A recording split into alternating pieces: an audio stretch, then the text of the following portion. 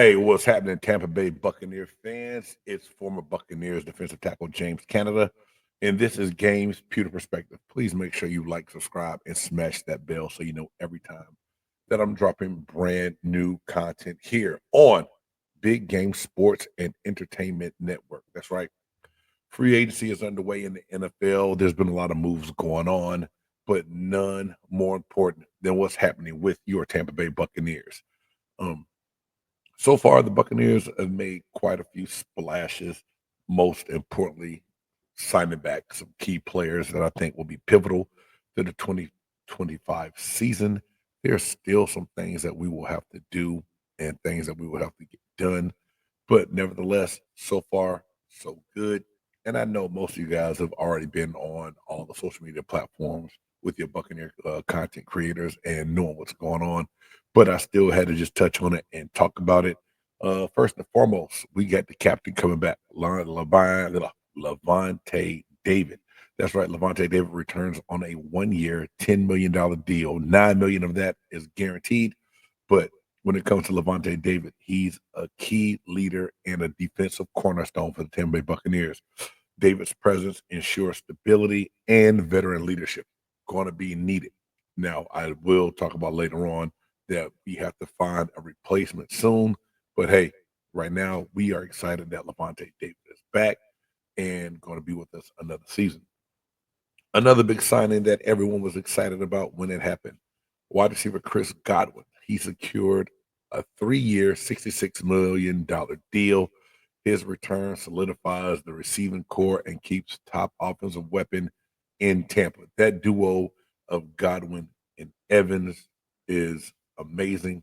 And to go along with that, the Buccaneers have also decided to sign Sterling Shepard to a 1 year deal, keeping him on the team.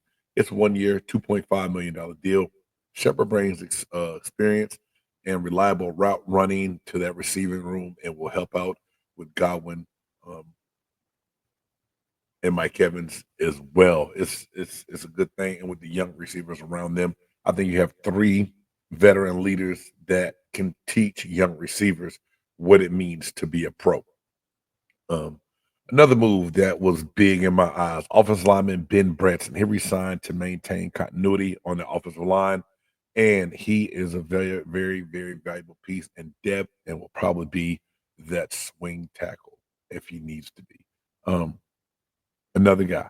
Where's my old number? Number 98. Anthony Nelson. He's back on a 2 year deal worth $10 million. He adds depth, familiarity with that pass rush and that top bowl defense.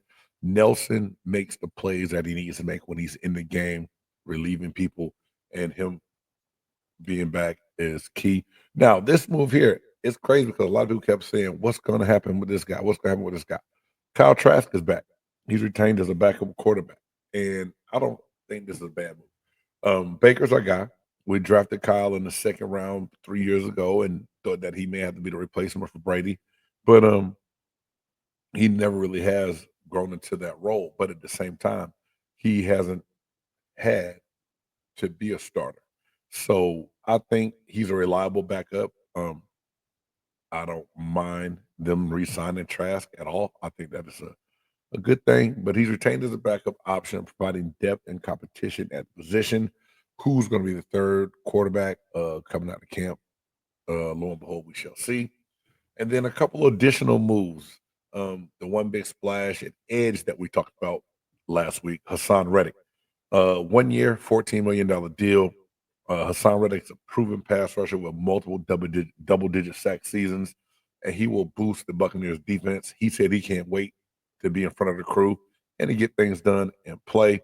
I think Hassan Reddick, like I said in my previous short 2 years ago, his last season with the Eagles, I think that's what we're going to get him of that year with the Jets in a place that he really didn't want to be, didn't play a lot, didn't have a lot of production because he only played in so few games. So I don't think we should judge Hassan Reddick's performance of last year to what he will bring to the team this year.